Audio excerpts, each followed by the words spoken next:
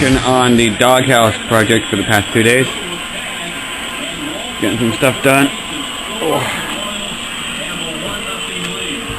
See what we got going on here. We got this front end put back on the truck finally. Sitting in here. I spent 3.5, 4 hours in here yesterday getting this front end lined back up and tacked back into place. That was not an easy task, but finally got it in there. And now we've got some fender extensions that we built and added down here to widen these fenders out a little bit farther than what they were. We took it out about 1.5 inches. That's pretty cool. They'll take anything they can get. Ichiro had one out for his third at bat in the 6th inning. Fly ball deep to right, way back. It hits on the warning track. One out off the wall. We spent. Bill was over here yesterday, and he spent hours polishing on this old paint,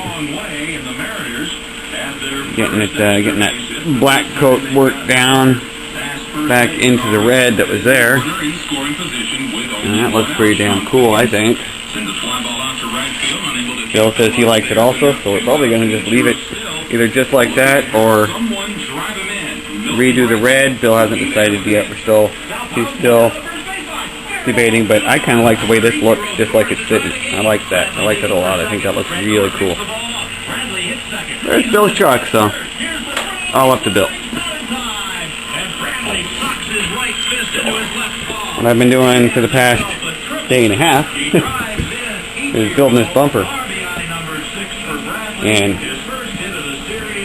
I tell you, I don't know. I know 63 Impala did some chain work on his.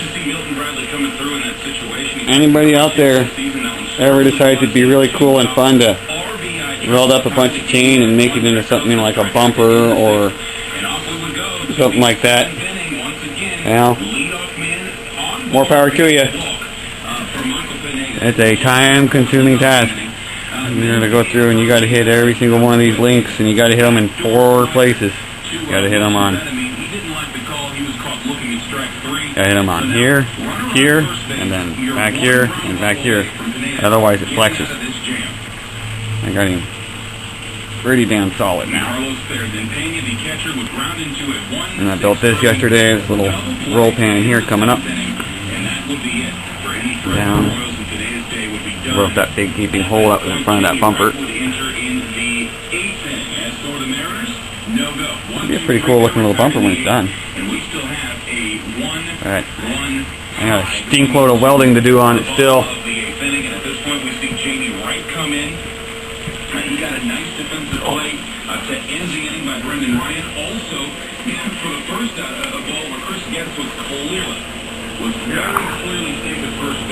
It looks alright.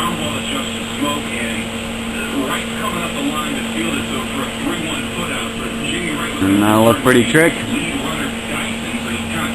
I left on both sides. I left this link sitting up like this, thinking maybe we might want to put a turn signal in there at some point. So I lined him up, rolled him over as flat as I could get him, or a bolt to come through. Maybe find a small turn signal to fit inside right there. I think that'd be pretty cool.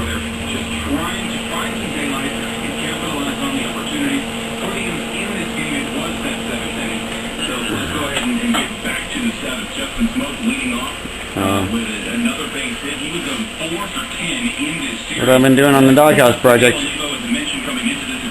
A lot of work. But it's oddly relaxing, and yeah, it's pretty fun. I'm enjoying myself out here, fabbing together a bunch of stuff. Y'all have fun. On a slightly unrelated note, I was out here running this torch yesterday, and this is an old Craftsman regulator that I had on the oxygen bottle, and that needle was still saying 2000 psi in the bottle, but I'd go and I'd hit my torch and try to cut with it, and my oxygen pressure gauge would start out at 50 psi, and then just drop off, and it would seem to recover at around 20. And it was acting like it was running out of oxygen, but at the same time, it was still holding pressure at 20 psi. And I got to looking at this, playing around with this regulator, and I wasn't getting any adjustment out of him at all.